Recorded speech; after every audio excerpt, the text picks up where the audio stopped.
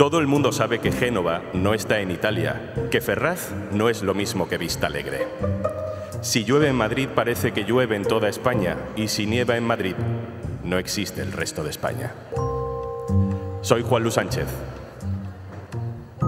Hoy, en Un Tema al Día, en directo desde A Coruña, periodismo y centralismo.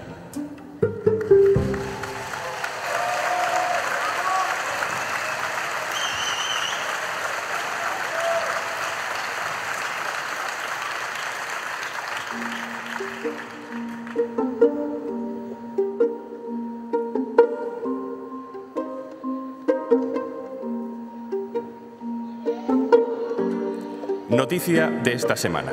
El Ayuntamiento de Sevilla ha sido hackeado. Todos los sistemas informáticos están bloqueados y los datos personales y municipales secuestrados. Una ciudad paralizada administrativamente. ¿Cómo sería la cobertura informativa nacional si esto hubiera ocurrido en el Ayuntamiento de Madrid? ¿Cuántas horas de televisión y polémicas nos habría dado un brote de legionela en Móstoles, con muertos y media docena de ingresos hospitalarios? Ha pasado, hace unos días, pero en Cáceres. ¿Qué sabemos de Extremadura? ¿Cuántas veces abre un periódico con una polémica política en Valencia? ¿Qué habría pasado si la compra de votos, en vez de en Melilla, hubiera sido en Lavapiés?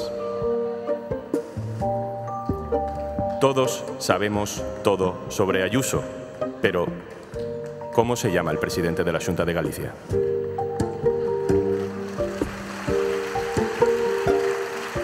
Hoy estamos en la Plaza María Pita de A Coruña, en el Festival de las Ideas y la Cultura del Diario.es. Desde aquí grabamos este episodio especial con público en directo.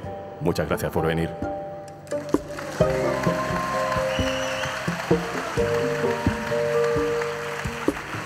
Con público en directo y con dos compañeros, a los que ya saludo. Neus Tomás, hola.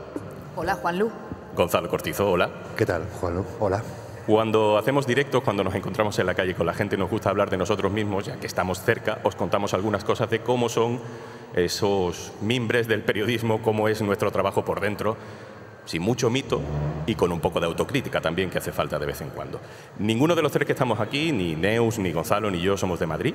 Hemos trabajado en Madrid muchos años, en algún caso, y con el tiempo hemos decidido hacer nuestro trabajo desde fuera de Madrid.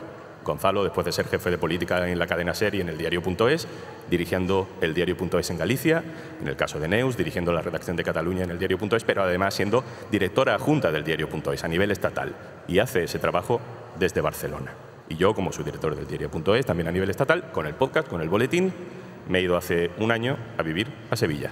Hago lo mismo, pero yendo y viniendo a Madrid. Así que desde esa perspectiva del dentro-fuera, de ser culpables, pero también un poco testigos de ese centralismo, os pregunto, lo básico, y empezamos por ahí. Sabemos que Madrid es la capital, pero, Neus, ¿el periodismo es demasiado centralista? Podría serlo menos. Yo creo que a veces la actualidad obliga y, por lo tanto, no hay alternativa a que esa olla a presión que es Madrid, con ese poder político, económico y mediático que está en permanente ebullición, pues acaba siendo noticia principal, y porque ahí se cocina todo muchos días, pero también hay días en que no pasan tantas cosas y aún así pues la hacemos servir igual. Debo decirte una cosa, no sé ahora qué dirá Gonzalo. Yo esos días en los que no pasan tantas cosas en Madrid, pero parece que pasan muchas cosas, yo ese día, y creo que no solo en Cataluña, desconectamos un poco. Sí, ¿no? Un poquito. Ya. ¿Tú desconectas o sientes frustración cuando te encuentras con ejemplos de centralismo, Gonzalo? No, yo creo que Madrid sí es centralista, pero y el periodismo madrileño es centralista hasta que pasa algo. Y cuando pasa algo, pues están el resto de compañeros.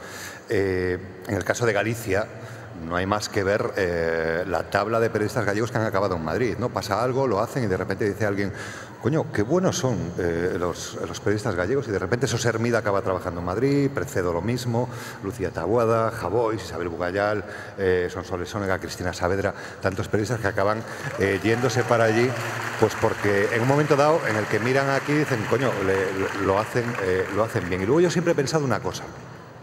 Yo he hecho el camino de vuelta. He estado trabajando en Madrid y me he vuelto. Muchas veces, y tú me has visto muchas veces hacerlo, mi trabajo era con un teléfono y con un tipo al otro lado que probablemente fuera un jefe de prensa, un político, lo que fuese, que estaba en el Congreso pues a unos 2 kilómetros de distancia.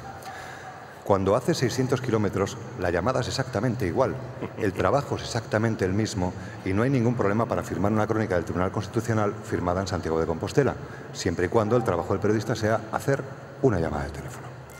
Ponedme ejemplos que hayáis visto en vuestro día a día para, bueno, simbolizar un poco de qué estamos hablando y con qué nos encontramos muchas veces. Neus. En la redacción de Barcelona tenemos uno que lo he traído literal porque como sabía que íbamos a hablar de esto, digo, voy a leerlo. Voy a leer. Una chapa del reactor de Tarragona voló 3 kilómetros y mató a un hombre en su casa. Esto formaba parte de una ilustración para explicar qué había pasado. Y para ilustrarlo, decíamos, lo que son 3 kilómetros. Hacemos un mapa de Madrid con el siguiente texto. Insisto, la chapa había saltado en Tarragona. La chapa voló 3 kilómetros, la distancia aproximada entre la Plaza de Colón y el Estadio Santiago Bernabéu, en Madrid. El Bernabéu, no el Camp Nou, no el del Español, no el del Nàstic de Tarragona, el Bernabéu. Y la chapa había saltado en Tarragona. Madrid como escala de todas las cosas, ¿no? Sí, como cuando medimos las cosas en campos de fútbol, pues ahora en esa distancia de la castellana, ¿no? Yo un ejemplo de centralismo periodístico te diría que el primero, sin lugar a dudas, lo que sucedió durante la pandemia con el tema de las residencias. A veces llamabas y decías, oye, está pasando esto, hay este problema con esta empresa en concreto, que había una empresa muy importante, DomusVi, con una directiva gallega. No, pero es que en Madrid ya pasa esto en una residencia. O, por ejemplo, la Dana. Es verdad que fue dramático, que ha habido, tristemente, ha habido que lamentar fallecidos, pero cuando pasa algo, cuando hay un problema meteorológico en Madrid, parece que esto no sucede en ningún otro lugar del mundo, ¿no? Ese tipo de cosas sí noto que es, oye, es que ayer mismo aquí, sin ese dramatismo, por supuesto, pero tuvimos un episodio climatológico importante, pues no está ni en los breves de los periódicos nacionales. Centrándonos en la política, en los aspectos de la política y los personajes de la política. Yo tengo una sensación y es que solo los políticos madrileños tienen entidad propia, ¿no? Y no juegan un papel subalterno al líder de su partido. Me explico. Hay veces que tengo la sensación de que hablamos de lo que pasa en Murcia, porque lo que pasa en Murcia es importante para lo que pase con Feijóo y sus pactos con Vox. O que hablamos de personajes locales, no tanto por lo que le pueda pasar a la gente en el día a día de su vida, sino porque juega en el tablero de lo general. Pero, sin embargo, con Madrid, Ayuso, Mónica García, bueno, sabemos quién es hasta la candidata de Ciudadanos del Ayuntamiento de Madrid y se sabe fuera de Madrid, ¿no? Son entidades que se baten en el duelo político y en el duelo mediático por sí mismas y tienen una categoría de primera división.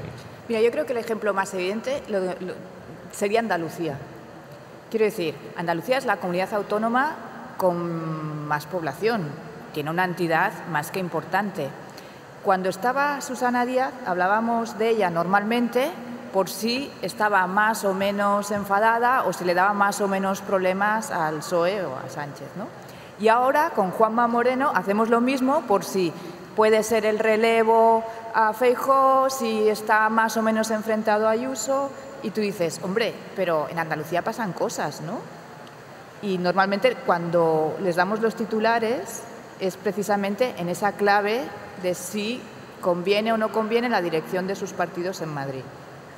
Con respecto a Ayuso, yo confieso aquí ante todos vosotros que tengo cierto deseo de que en el futuro el Partido Popular decida que Isabel Díaz Ayuso sea su candidata a la presidencia del Gobierno, solo para comprobar una cosa, solo para comprobar que su potencia mediática, los ríos de tinta que genera, los comentarios en los restaurantes de la Gran Vía, tienen un efecto real con el voto en lugares como puede ser, no sé, Vilalba, Padrón o Silleda, cosa que dudo bastante, ¿no?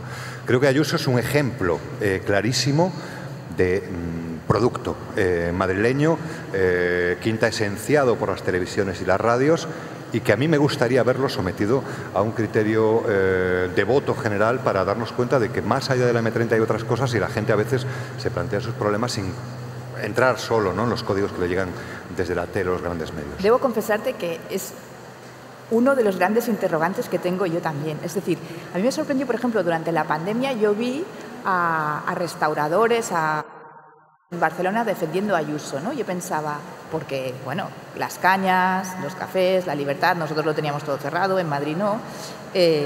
Bueno, en Madrid moría mucha más gente, pero parecía que eso a ellos tampoco les interesaba o les preocupaba mucho. Entonces yo pensé, ¿qué pasaría? Y no tengo la respuesta y por eso me parece muy interesante. Y luego una pregunta que nos tenemos que hacer los periodistas es, ¿para cuántas noticias diarias da Ayuso? O sea, ¿da para una, para dos, para cuatro, para cinco? Que a veces todo lo que dice es noticia.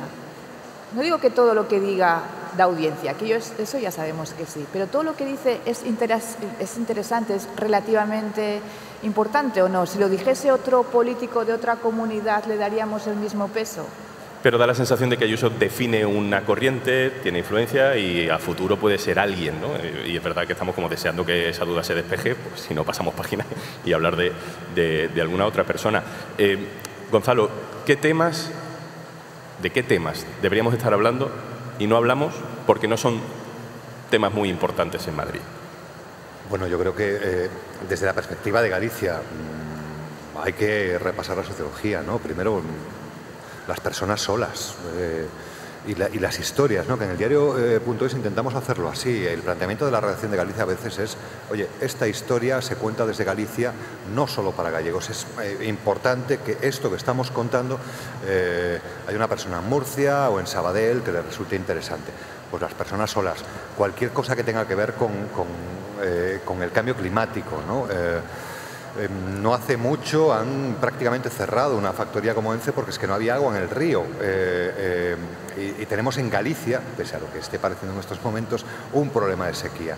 Claro, esto a veces es difícil, descolgar ese teléfono y llamar a alguien en las redacciones o en las... yo en nuestro caso, pues esta dificultad no la noto, pero sí la veo en otros compañeros y decir, oye, hay sequía en Galicia. Y dicen, bueno, tío, sabes, es que acabo de hablar con el de Castilla y León, ¿qué me estás contando, ¿no? Entonces yo creo que ese tipo de historias es contarlas desde buscar las historias e intentar que sean universales. Da igual el punto o el lugar desde donde lo hagas si la historia es interesante y si además es transformadora y mejora el conocimiento de los lectores. Neus, tampoco podemos decir que Cataluña esté olvidada en la agenda mediática. Pero ¿cómo crees tú que distorsiona en toda España la mirada mediática hacia Cataluña desde Madrid? Es verdad, se ha hablado mucho de Cataluña, creo que a veces incluso demasiado. Y eso también es responsabilidad de los que estamos en Cataluña, seguramente. Yo ahí, mira, tengo como dos visiones encontradas, porque en mi hemisferio, yo tengo dos hemisferios, funcionan más o menos a días. La mitad está pensando en Cataluña porque llevo la delegación de Cataluña, la otra mitad está pensando en el conjunto de España porque yo también tomo decisiones sobre el conjunto, ¿no? Y entonces a veces me daba cuenta de que una declaración que a los que estamos en Cataluña nos podía parecer muy interesante, pues seguramente no era tan trascendente, se ha demostrado. Y al revés. Mira, te voy a poner una imagen que a mí creo que me sorprendió y ilustra muy bien lo que te estoy diciendo. Cuando hubo todas las protestas por la sentencia del Procés, los famosos hechos de Urquinaona, ¿no?, como se resumieron, pues hubo días que pasaban cosas, que se quemaban bastantes contenedores, que había una bronca importante. Pero había días que no. Pero como era un espectáculo, sobre todo televisivo, muy atractivo, pues se le daba la misma cobertura y se le daba la misma relevancia, no en todos los medios, pero en algunos medios, sobre todo televisivos, tanto si había ruido como si no, tanto si había bronca como si no.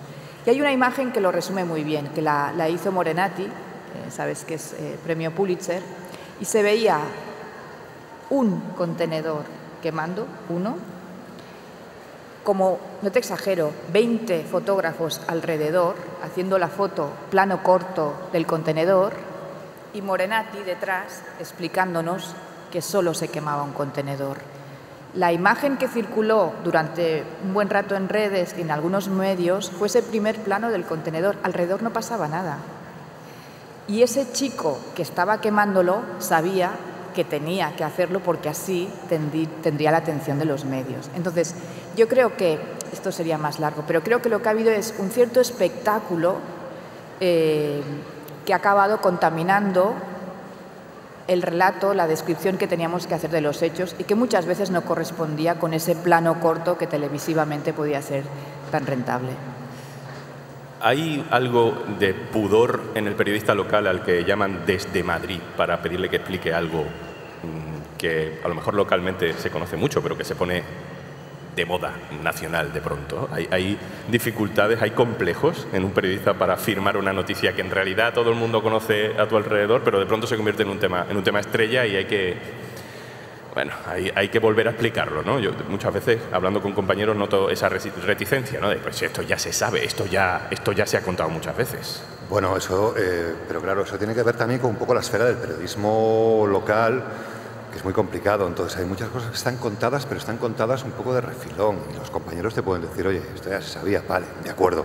Yo no estoy dando una exclusiva, estoy explicando esto con más calma, con más tiempo y intentando darle una dimensión. Yo creo que ese pudor si lo hay que luchar contra él. Y luego también hay que luchar contra otras cosas, porque es verdad que, no sé, al término de provincias, ¿no? A mí cuando me dicen lo de, es que en provincias, y digo, ya Madrid también es una provincia, no sé si lo sabíais, este tipo de cosas, ¿no? Pero yo creo que hay periodistas fantásticos en todas partes. Yo defiendo el periodismo gallego porque lo he mamado desde chaval. Dije antes una lista de nombres que seguro que me he quedado corto y en Madrid, si tú lo ves, si vas al Congreso, estás en el patio del Congreso, que es un sitio donde todo el mundo fuma y parece que se fabrica mucha información y básicamente los fumadores consiguen más noticias que los que no lo son. Madrileños, yo conozco a pocos. Ahora me he acordado de una cosa. Tengo un ejemplo reciente que aquí conocerán muy bien. Los Baltar. La saga de los Baltar, vida y milagros de esta familia. Bueno. Todo el mundo aquí sabéis todo lo que han hecho, pero hace nada, unos pocos meses, me acuerdo que salió y nosotros que también tenemos gallegos ahí, por ejemplo, José Precedo, que es director adjunto en El Diario, lo sabía todo y nos dimos cuenta que él lo sabía todo, pero el resto no. Hicisteis la información y fue de lo más leído del día. Entonces, a veces es verdad que podemos dar por hecho que fuera se saben cosas que no se saben. Bueno, ha pasado con el tema de Alberto Núñez Feijóo y que otra vez con su candidatura ha vuelto a salir el tema de Marcial Dorado. Contado hasta la saciedad, pero de repente te encuentras en una conversación, no con Precedo, porque como dices se lo sabe de sobra, pero sí conmigo, pero con otros compañeros diciendo, hubo contratos de Dorado con la Consellería de Sanidad en la que trabajaba Feijóo y que además esos contratos desaparecieron porque hubo una inundación y entonces los papeles se mojaron y nunca aparecieron y te encuentras en 2023 a un compañero que te dice, no me creo que esto sea posible. Y es verdad, está contado, pero hay que volver a ponerlo en página y hay que volver a colocarlo y a darle valor, ¿no? Os pregunto por vuestras sensaciones personales. ¿Os sentís más fuera del periodismo por estar fuera de Madrid?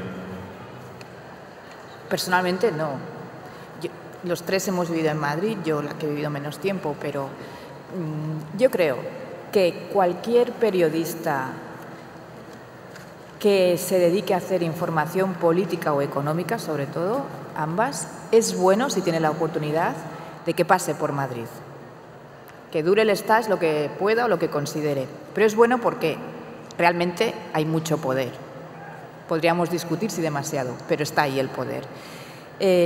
Por lo tanto, yo defiendo eso del mismo modo que defiendo que se puede hacer un periodismo excelente, lo hemos comentado con socios que están aquí, en cualquier diario pequeño o radio pequeña, y se puede hacer muy mal periodismo en el New York Times, y lo hemos visto. Por lo tanto, yo no me siento nada desplazada y, de hecho, no lo cambiaría. Yo solo me siento fuera cuando no tengo entre las manos una historia que contar. Ahí me siento fuera. Y una historia se cuenta desde Galicia, desde Alaska y desde cualquier lugar. Entonces, y mucho menos en los tiempos en los que estamos, ¿no? Y mucho menos, además, con este ejemplo. Estamos en la Plaza de María Pita con los socios, con nuestros lectores, con la gente que nos apoya y que bueno, siguen lo que hacemos, probablemente sin mirar cuál es la firma o desde dónde se fabrica la información, sino simplemente si les interesa, si les mejora la vida o les hace ser ciudadanos con más información y más capacidad para defenderse de las agresiones. ¿Habéis notado algún cambio en la relación, por ejemplo, con las fuentes o con los políticos o en la manera de moverte cuando estás en lo local versus la política nacional? A mí me piden más centollas que antes y es más complicado porque antes las fuentes te contaban cosas y ahora, como saben que estás en Galicia, pues tienes que mandar un paquetito. Este es el único cambio que yo he percibido. Mi cambio puede parecer pequeño, pero no lo es. En Madrid hay una costumbre que en Barcelona, no sé si en Galicia es distinto, pero nosotros, los que nos dedicamos sobre todo a la información política, pues tenemos, con la relación con las fuentes, pues que desayunar con ellos, tomar café, comer. Pero en Barcelona no cenamos con políticos. En Barcelona tenemos la fama de ser un poco sosos, habría debate sobre eso, pero cenamos o en casa o con nuestros amigos, pero no cenamos con políticos. Pensamos que en ese momento ellos ya tienen que estar en su casa y nosotros en la nuestra. En cambio, en Madrid sí se hace. Y entonces, a mí es una cosa que después de tantos años me sigue sorprendiendo porque, bueno, pasan los años, en Madrid se sigue cenando con políticos y en Barcelona seguimos sin cenar con políticos. No sé si en Galicia tenéis cenas o no. En Galicia comer no hay problema por horarios ni por... No hay este problema.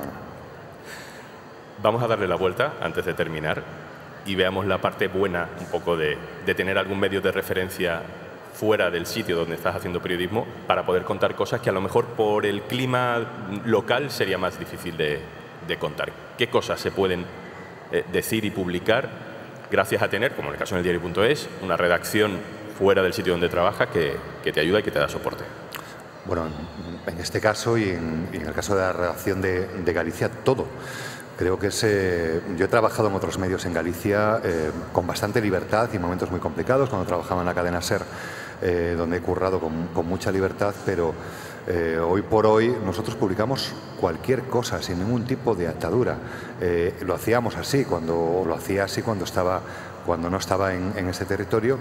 Y yo creo que es una cosa que en el ecosistema local, de la prensa local, pues a lo mejor no hay tanta costumbre, porque creo que era necesario que nos cayéramos aquí, que removiéramos un poquito y que de vez en cuando sacas informaciones que obligan a los demás a moverse y a seguirte y a no estarse quietos y a no seguir determinadas cosas más vinculadas a la publicidad y al seguidismo político, que a una cosa muy sencilla, que es dar noticias y servirlas y publicarlas. Dame un ejemplo. ¿O estáis en algo que responda un poco a ese patrón? No, un ejemplo, pues no sé, ¿en qué estamos trabajando ahora? Pues ahora estamos... Pero es que no está hecha la noticia. O sea, os puedo contar una noticia en la que estamos... en la que está trabajando Bea Muñoz. Estamos vigilando 1 millón de euros que hemos visto que la Televisión de Galicia le ha dado al Arzobispado de Santiago para hacer misas retransmitidas. Bueno, ¿en qué va a quedar eso? Pues lo vamos a ver en los próximos días. Ahora, cuando te escuchaba, la descripción que hacías de este ecosistema propio seguramente de zonas más pequeñas, me he acordado del puyolismo, el Això no toca, esto no toca, que tuvimos durante muchos años también, y que hemos superado también gracias Tan parecido al fraguismo. Tan parecido al fraguismo. Y que también hemos superado gracias a medios como el nuestro, ¿no? ¿Qué aporta una organización como la que tenemos, que tiene ediciones locales, cada una con su proyecto independiente en muchos casos, para intentar romper el centralismo? ¿Qué estamos haciendo nosotros para evitarlo? Tener ojos donde no tiene nadie. Es decir, nosotros tenemos en todas las comunidades, nos falta La Rioja, que está a punto, y eso significa que cuando tú ves pasar a lo mejor un teletipo o unas imágenes en la tele, tú dices, esto es así, no es así, y tienes a alguien ahí que te dice, no, es así o no es así. Y además te trae la noticia primero que el resto porque están en el territorio. Es básico estar, no solo por la interlocución con las administraciones, las entidades culturales, la economía, sino que son gente que te sabe interpretar lo que está pasando. A 300 kilómetros es muy complicado. En el caso nuestro, en el caso de la redacción de Galicia, yo creo que estamos atendiendo a gente que no sabía a quién llamar, que no sabía a quién contarles lo que pasaba, que no tenía cómo comunicar, cómo buscar un periodista que contara el problema, la injusticia, lo que le estaba pasando. Y en esto, el diario.es, pues yo creo que ha encontrado una manera de sacar todo eso que estaba pasando. Que perdón por el autobombo, pero que tenemos ediciones locales en casi todas, ya solo nos falta La Rioja, ediciones autonómicas, y gracias al empuje periodístico de los grupos de personas que trabajan ahí y al apoyo de los socios, tenemos ojos en todas partes, como dice Neus. Se nos acaba el tiempo. Neus Tomás, muchas gracias. Gracias a vosotros, gracias a los socios. Gonzalo Cortizo, gracias, y rasca ahí en ese 1.000.000 de euros a ver qué sale. Un micrófono, ya sabes que me gusta. Sí.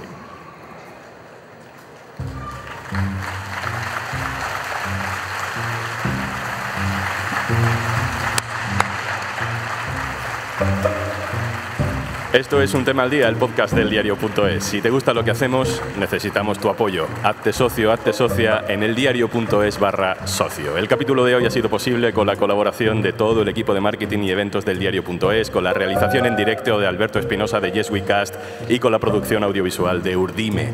Por supuesto, con el trabajo del equipo habitual de Un Tema al Día: Carmen Ibáñez, Marcos García Santonja, Pedro Nogales e Izaskun Pérez. Yo soy Juan Luis Sánchez. El lunes, otro tema.